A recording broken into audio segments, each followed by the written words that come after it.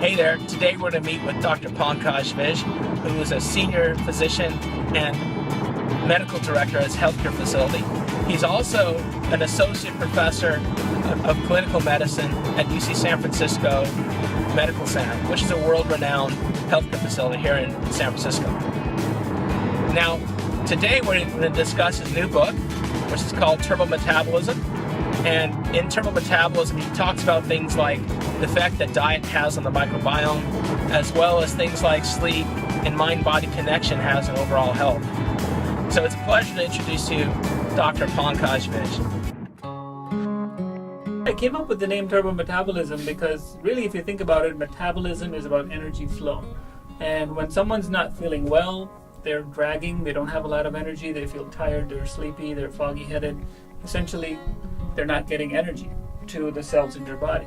And what we want to have, what you and I want to have, and what we want everybody to have is a state where you're feeling vibrant and healthy and whole with lots of energy. You're bounding forward to be able to enjoy life to the fullest, to be able to go to beautiful places, to have wonderful experiences, to learn new things, to be able to contribute in wonderful ways. And I think TurboMetabolism is a prerequisite to be able to do all that. You know, when you're doing the same thing over and over again, you have to go back and think about what's the common thread with all the same problems that I keep seeing. And what I realized was that the common thread is an impairment in energy flow. And metabolism is just that, it's the flow of energy, right?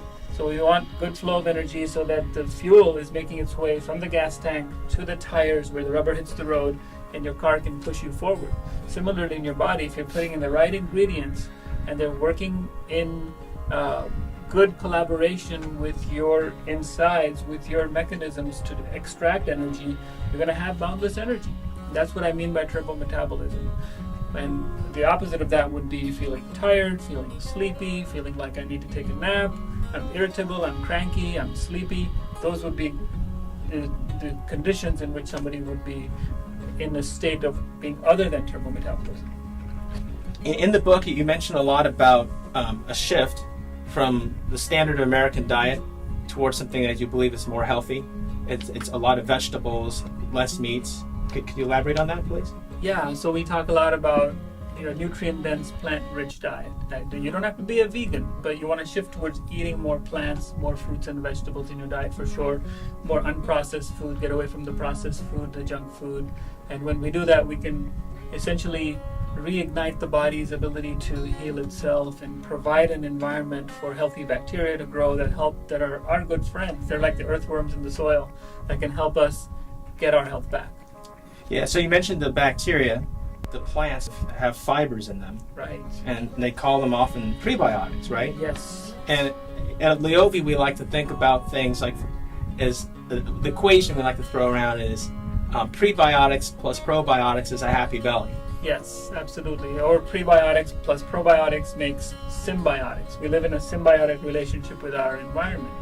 And so yes, eating those fibers. So traditionally, we learned that fiber is like this toothbrush that cleanses out the inside, but that's just one part of what fiber does. So there's insoluble fiber that does that, but then there's soluble fiber and resistant starch. These are things that we get from our plant-based foods, from our oatmeals and from our beans and from the things that don't really fully digest properly, and they make their way to the colon, and then the gut bacteria get to work on those, and that's that prebiotic food that your probiotics are going to eat so that we can have a healthy population in the belly and have a healthy belly. Yeah, so of all the, you go to a supermarket, like a farmer's market or a supermarket, what kinds of things, what kind of plants, what kind of foods, of all the choices you can make, are your favorites? The health promoting section of the store is the produce department, where we have our deeply colored fruits and vegetables that are loaded with antioxidants and things that are going to help us be vibrant and healthy and whole. So that's where the action is. And that happens to be the prebiotic food for our healthy gut. Yeah, one of the things I remember about the colored vegetables and the plants is like there's this debate about organic versus non-organic. Mm-hmm. And things I've heard about is that the organic produce, besides not having the pesticides and herbicides, the key is when the plant gets attacked, because it's not getting pesticides or herbicides, they get bitten right. by the bugs, they produce polyphenols. Yes. And the polyphenols, I heard, actually add flavor and health benefit. Can you elaborate on that? Absolutely. So when we're allowing these plants to grow in a natural environment and allowing them to have that little bit of stress of being attacked by some pests and bugs and so on, that's what builds up their own resistance. Much like you don't run to the doctor and ask for an antibiotic the first day that you have a cold. You want to give your immune system a bit of a workout. So when in this conventional way of farming where we're dumping all these chemicals into the soil, we're weakening the plants, because it's like you're dumping a whole bunch of antibiotics in their food and you're killing off the healthy bacteria as well.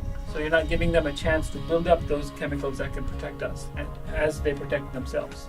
And in the book also, what I loved about the book, besides getting into, let's say, the science behind the TurboMetabolism diet, you also included some recipes. Could you, and I noticed there's some family recipes in there. Could you elaborate on those too? Yeah, so my goal was to create something that's scientific, that debunks some of the common myths and give people practical strategies that they can adopt.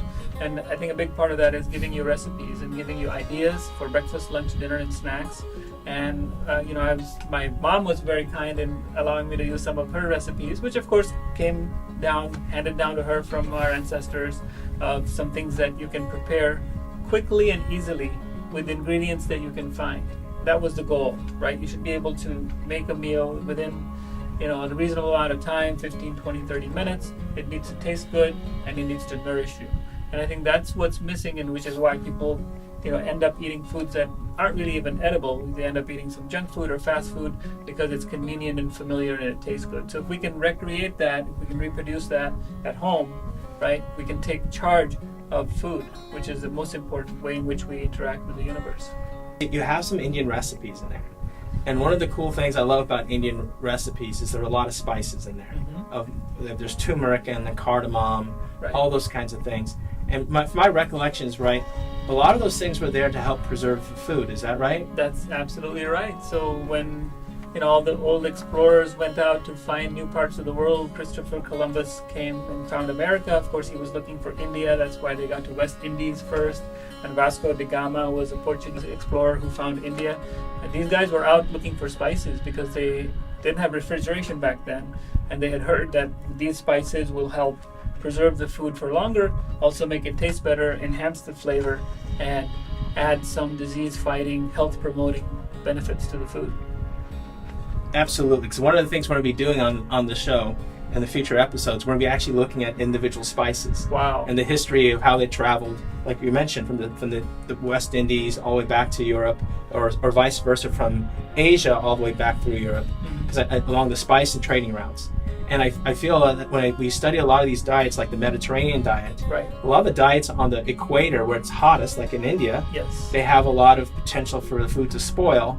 Right. And our ancestors seem to figure out what combinations of ingredients helped not just preserve the food from actually smelling or tasting bad, right, but most likely help their health out. Help their health out, not only preserve the food, but also preserve health, and there's combinations of food. Like, I actually did a whole chapter on superfoods and supplements, which is towards the end of the book. And one of the things that's in there is combining turmeric with black pepper, for example. When you combine turmeric and black pepper, that is what's required to release the curcumin. And if you look at a lot of traditional recipes, there's black pepper and curcumin that are put in together and allowed to mix up in hot water or hot oil. And that combination then will release the benefit, which you're not going to get the same benefit from taking it in the form of a pill when you're getting the nutrients from food. You did a whole chapter on sleep. Well, I think that's the most important chapter of the book, right? Because sleep is the most neglected master lever of health. Sleep has to do with our food choices, with our cravings, with how hungry or satisfied we feel. It affects our metabolism. It affects our pain perception. It affects our perception of the world around us. It affects memory. It affects creativity, right? It affects everything about your health. There's a reason why we haven't evolved the need for sleep out of the system. We still need 8 hours of sleep, the majority of us, which is a third of our lives. And I know from my experience, and the research confirms, that people that are sleep deprived, whether they're doing shift work or they're for work or otherwise, they're taking lots of flights across the Atlantic, across time zones, they'll gain weight. You can actually induce disease and have someone gain weight and actually impair their metabolism in as little as 3 days. 3 days of sleep deprivation can make all the difference in the world. And I think in our 24/7 digital society, sleep is something that takes a back burner, and people sort of neglect sleep, and it doesn't take a priority, but it really, really, really should, because it's so critical. And you could have everything else kept the same and just tweak somebody's sleep quality and quantity, and you're going to change everything, including the gut biome, including the bacterial microbiome as well. So sleep is really, really critically important. When we're sleeping well, we're in a state of well-being. We're in a state of where we feel like we are nourishing ourselves, where it's much more likely, it's much more easy to make choices that can be difficult, right? Face it, if you're dealing with an addiction to a certain type of food, or you're dealing with an addiction to go to, a certain junk food restaurant every day, that's an addiction. And it's going to take some degree of wherewithal, some willpower, some mental clarity to be able to consciously make a decision not to make that choice, because it's calling your name, it's pulling you. And if you're in a state of sleep deprivation, your willpower, your decision-making ability is going to be that much impaired. Well, another thing you mentioned in the book was habit change.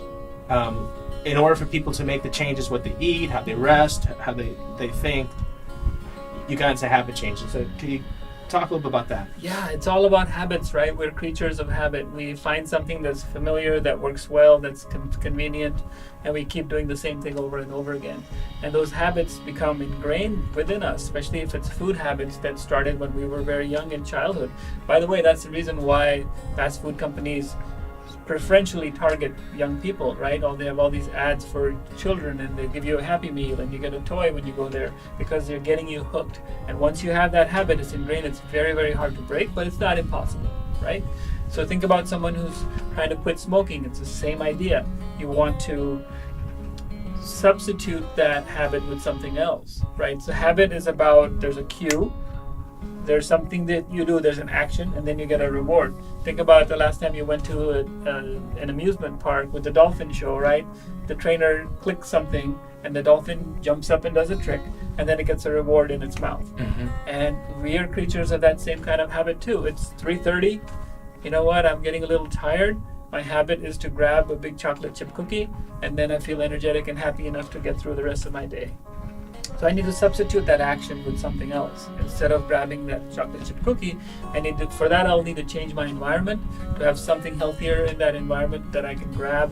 It doesn't even have to be a food item. It could be something else that I do at 3:30 that sort of perks me up and wakes me up and gets me through the latter part of the day.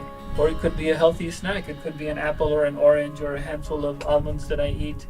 I have some green tea, and I have to get that same kick. But it takes a little bit of conscious effort, and to be able to make those habit changes, which can be difficult, we need to be able to sleeping well, we need to be managing stress well, we need to be socially supported. And everybody thinks it's a matter of willpower. I would say that more than willpower, it's a matter of friend power too. It's the social environment that we're in. Our peers can make such a big difference in whether a new habit is going to stick, or we're going to go right back to what we were doing before. And we can do a whole show on habit change too. It's very, very exciting, and it's very fascinating. We should. We should. Absolutely. Well, Dr. Vij, it's been a pleasure to be able to speak with you about your book and your research. All I can say is the folks that work with you are very, very fortunate to have you in their circle, because I can see that they get very, very well with you. I enjoyed it very much, Brian. My book is TurboMetabolism. You can find me at drvij.com. Thank you.